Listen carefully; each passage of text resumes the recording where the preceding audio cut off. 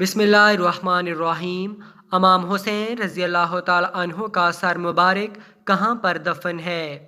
حضرت امام حسین رضی اللہ تعالیٰ عنہ کو شہید کرنے کے بعد بھی یزیدی بدنیت، کمینے اور درندہ صفت، کاسۂ لیس شکاوت سے باز نہ آئے۔ شمر، جسے انسانی لباس میں بیڑیا بھی کہا جا سکتا ہے، آپ رضی اللہ تعالیٰ عنہ کی لاش مبارک پر چڑھ گیا اور سینہ اقدس پر بیٹھ کر آپ رضی اللہ تعالیٰ عنہ کا سر مبارک کاٹ لیا۔ اس کے بعد ابن سعد نے اپنے ساتھیوں میں سے اعلان کر دیا کہ کون کون لوگ اپنے گھوڑوں سے حسین رضی اللہ تعالیٰ عنہ کو پامال کرے گا۔ یہ سن کر 10 آدمی نکلے۔ ان میں سے ایک اسحق بن حیطہ خزرمی بھی تھا، جنہوں نے آپ رضی اللہ تعالیٰ عنہ کا کرتا اتار لیا تھا۔ یہ 10 سوار آئے اور اپنے گھوڑوں سے حضرت امام حسین رضی اللہ تعالیٰ عنہ کو پامال کیا۔ آپ رضی اللہ تعالیٰ عنہ کے مبارک سینے اور پشت کو چور چور کر دیا۔ تاریخ میں آتا ہے کہ آپ رضی اللہ تعالیٰ عنہ کے جسم اطہر پر 33 نیزے اور 34 تلواروں کے زخم تھے۔ امام حسین رضی اللہ تعالیٰ عنہ کے ساتھ 72 شخصیات شہید ہوئے تھے۔ ان کے شہید ہونے کے ایک دن بعد مقام غازریہ میں بنی اسد کے جو لوگ رہتے تھے، انہوں نے مل کر حضرت امام حسین رضی اللہ تعالیٰ عنہ کا نماز جنازہ بھی پڑھایا اور ان کے ساتھیوں کو ایک روز بعد دفن کیا۔ چنانچہ حضرت امام حسین رضی اللہ تعالیٰ عنہ کا بدن مبارک وہیں پر مدفون ہے۔ حضرت سلمہ رضی اللہ تعالیٰ عنہا ام المومنین حضرت ام سلمہ رضی اللہ تعالیٰ عنہ کے بارے میں کہتی ہیں کہ حضرت ام سلمہ کی خدمت میں حاضر ہوئی تو وہ رو رہی تھیں۔ میں نے پوچھا، آپ کیوں رو رہی ہیں؟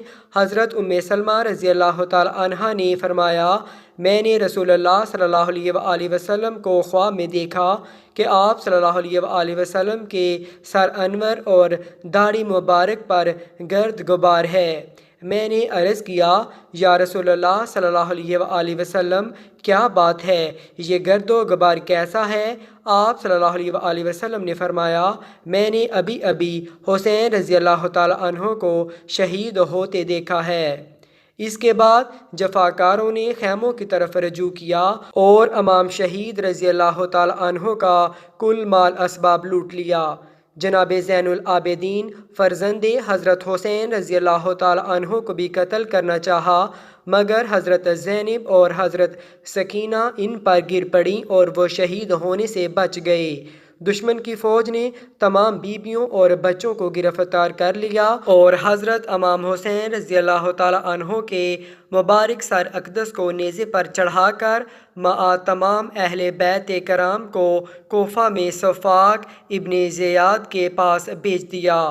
سیدنا انس بن مالک رضی اللہ تعالیٰ عنہ نے فرمایا کہ جب حضرت حسین رضی اللہ تعالیٰ عنہ کا سر مبارک عبید اللہ بن زیاد کے پاس لایا گیا تو ایک تشت میں رکھ دیا گیا تو وہ بدبخت اس پر لکڑی سے مارنے لگا اور آپ کے حسن اور خوبصورتی کے بارے میں بھی کچھ کہا کہ میں نے اس سے زیادہ خوبصورت چہرہ نہیں دیکھا۔ اس پر حضرت انس رضی اللہ تعالیٰ عنہ نے کہا، حضرت حسین رضی اللہ تعالیٰ عنہ رسول اللہ صلی اللہ علیہ وآلہ وسلم سے سب سے زیادہ مشابہ تھے۔ انہوں نے وسطامہ کا خصاب استعمال کر رکھا تھا۔ زید بن ارقم رضی اللہ تعالیٰ عنہ نے جب دیکھا کہ وہ چھڑی سے کھٹکھٹانا موقوف نہیں کرتا تو کہا، ان دانتوں پر سے ہٹا۔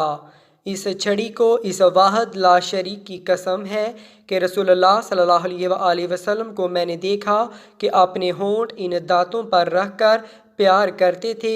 یہ کہا اور وہ بزرگ پھوٹ پھوٹ کر رونے لگے۔ ابن زیاد نے کہا، خدا تجھے رلائے، اگر تو پیر فرتوت نہ ہوتا جس کی عقل جاتی رہے تو واللہ میں تیری گردن مارتا۔ زید رضی اللہ تعالیٰ عنہ یہ سن کر اٹھے اور وہاں سے چلے گئے۔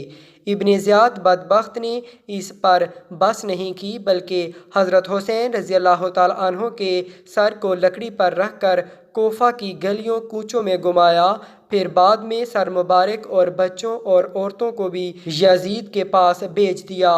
پھر بعد میں بچوں اور عورتوں کو بھی، اور حضرت حسین رضی اللہ تعالی عنہ کے سر مبارک کو مدینہ منورہ بھیجا گیا اور سر مبارک کو حضرت فاطمہ رضی اللہ تعالی عنہ کے پہلو میں جنت البقیع میں دفن کیا گیا۔